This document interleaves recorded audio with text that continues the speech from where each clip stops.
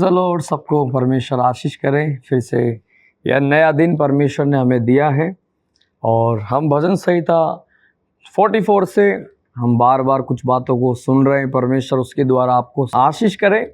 तो हमने जो पिछले दिन सुना है, हम जो 8 पद के अंदर हमने देखा था, हम परमेश्वर की बड़ाई दिन भर करते। ये कोरा वंशी परमेश्वर की बड़ाई करने वाले लोग हैं। ये हर दिन परमेश्वर को सदैव धन्यवाद करने वाले लोग हैं। तो आपको सुनने के बाद ऐसा लग रहा होगा कि इनके जीवन में कितना कुछ परमेश्वर ने बढ़िया कर रखा होगा कि ये लोग हमेशा धन्यवाद करते रहते हैं और बड़ाई करते रहते हैं। लेकिन जब नीचे के पदों को आप पढ़ेंगे ध्यान से इस समय में 44 अध्याय उसका 9 पद से, तो भी तूने हमको अब त्याग दिया और हमारा अनादर किया, हमारे दलों के साथ आगे नहीं जाता, तो हमको शत्रु के सामने से हटा देता है, हमारे बैरी मन माने लूट मार करते हैं, तूने हमें कसाई की भेड़ों के समान कर दिया है, हमको अन्य जातियों में तितर बितर किया है, तू अपनी प्रजा को सेंत मेंच बेच डालता है, परंतु उनके मोल से तू धनी नहीं होता, तू हमारे पड़ोसियों से में हमारी नाम धराई कराता है और हमारे चारों ओर के रहने वाले हमसे हंसी ठट्ठा करते। तू हमको अन्य जातियों के बीच में उपमा ठहराता है और देश देश के लोग हमारे कारण सिर हिलाते। दिन भर हमें तिरस्कार सहना पड़ता है, कलंक लगाने और निंदा करने वाले के बोल से, शत्रु और बदला लेने वालों के कारण, बुरा भला कहने वालों और निंदा करने वालों के कारण। हालेलुया। तो इन वचनों को और अब ध्यान से पढ़ने की कोशिश करना।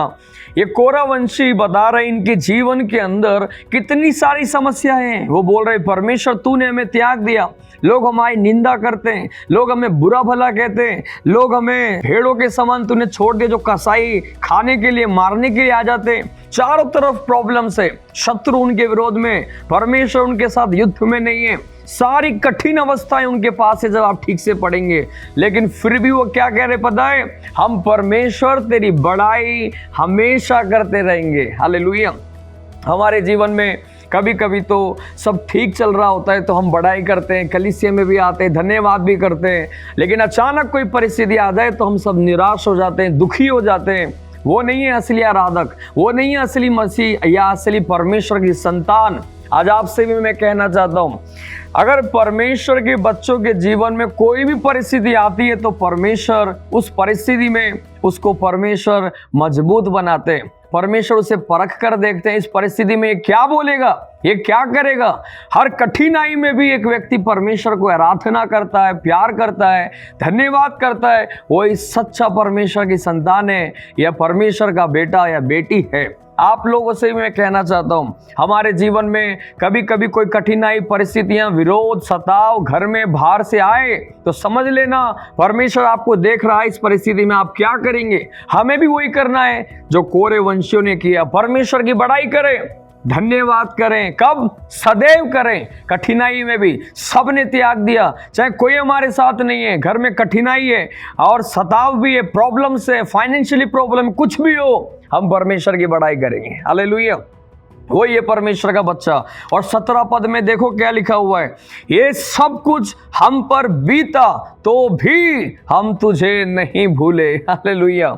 आप देखो ध्यान से पढ़कर, ये सब कुछ हम पर बीता है। बहुत कठिनाइयां हमारे जीवन में आई, बहुत सताव आया, विरोध आया, निंदा आई, बहुत कुछ आ रहा है परमेश्वर, तो भी कोरे वंशी कहते परमेश्वर हम तो भी तुझे नहीं भूले। बहुत सारे लोग परमेश्वर को भूल जाते हैं।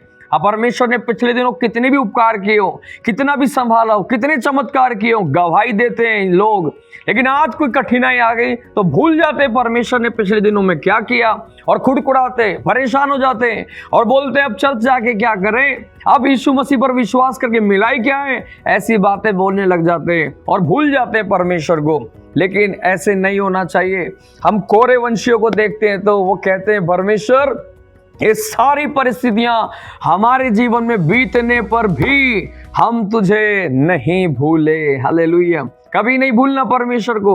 परमेश्वर हमेशा हमारे साथ है। उसने पिछले दिनों जो उपकार किए उसे याद रखना। पिछले दिनों जिस परमेश्वर ने हमें छुड़ाया, हमें आशीष किया, आज की इन कठिन परिस्थितियों में भी परमेश्वर ही हमें छुड़ाएगा, निकालेगा, वो आप हमेशा याद रखें। और आगे लिखा हुआ है, ना तेरी वाचा के विषय विश्वासघात किया। इसका मतलब तेरे वचन के आधार पर ही जीते रहे, विश्वासघात नहीं किया हमने, या कठिनाई में तेरा वचन पालन करना छोड़ा नहीं हमने। कोरे वंशी कहते हैं, आज ऐसी परिस्थितियां हम पर बीत रही हैं, फिर भी तेरे वचन पर हमने जीवन बिताया। 18 वचन में लिखा है, हमारे मन ना बहके। हालेलुया। बहुतों के मन बहक जाते हैं जब जीवन में कुछ कुछ प्रॉब्लम आती है। लोग बोलते हैं, क्या मिला तुम्हें, क्या हो रहा है तुम्हारे जीवन में। लोगों के मन बहक जाते हैं, अरे हाँ सच बात है, कुछ तो हो नहीं रहा, इतनी समस्या जीवन में फिर से आ गई है, चलो कहीं और चले जाते हैं, चलो कहीं और जाके दिखवा लेते हैं। लेकिन कोरे वंशी कहते हैं, इतनी सारी बातें जीवन में बीतने पर भी परमेश्वर हमारे मन नहीं बहके। हालेलुया। बहुत सारे लोग गवाही देते हैं चंगाई की या छुटकारे की या चमत्कारों की। मैं बोलना चाहता हूं, उन सब गवाहियों से भी बड़ी गवाही यही है कि जीवन में हर एक कठिनाइयों में भी मेरा मन नहीं बहका, हर एक परिस्थितियों में भी मैं परमेश्वर को नहीं भूला। ये सबसे बड़ी गवाही है। हालेलुया। हमारे जिंदगी की गवाही यही होनी चाहिए। अंतिम दिनों में, कठिन परिस्थितियों में हमेशा परमेश्वर के साथ चलते रहें जैसे पहले चलते थे, और कभी आपके मन ना बहके। और क्या कहते हैं वो, ना हमारे पैर तेरी राहों से मुड़े। हालेलुया। मुझे बड़ा अच्छा लगा ये पढ़ने के बाद, परमेश्वर के राहों से मेरे पैर नहीं मुड़े। बहुत सारे लोगों के पैर मुड़ गए, आज वो पीछे हो गए। कठिन अवस्थाओं में लोगों ने ऐसे बोला, इसने ऐसे बोला, रिश्तेदारों ने ऐसे बोला, चर्च वालों ने ऐसे बोला, लोगों की बातें सुनकर ही पैर मुड़ गए। लेकिन कोरे वंशी कहते हैं, इन सब परिस्थितियां हम पे भी बीती, लेकिन हमारे पैर पीछे नहीं मुड़े। हालेलुया। और हमारे मन नहीं बहके। परमेश्वर हमें भी ऐसे जीवन बिताने के लिए सहायता करे। यही गवाही आपकी होनी चाहिए।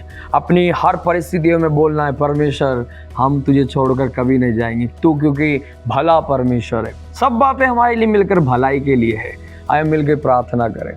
प्यारे परमेश्वर, हम धन्यवाद देते ये वचन सुनने के बाद हम पर भी दया कर, हम कभी बहकने ना पाए, हमारे मन बहकने ना पाए, हम कभी परमेश्वर को भूलने ना पाए। पिछले दिनों आपने जो किए उपकार कभी हम भूलने ना पाए। हमेशा आपको हम प्यार करें, हमेशा आपके वचनों में जीवन बिताए, हमेशा धन्यवादी बने रहें और बड़ाइयाँ करते रहें, चाहे आज परिस्थितियाँ कुछ भी क्यों ना हो। प्रभु यीशु धन्यवाद। प्रार्थना सुना, पूरा किया यीशु के नाम में, आमीन। प्रभु आप सबको आशीष करे। God bless you.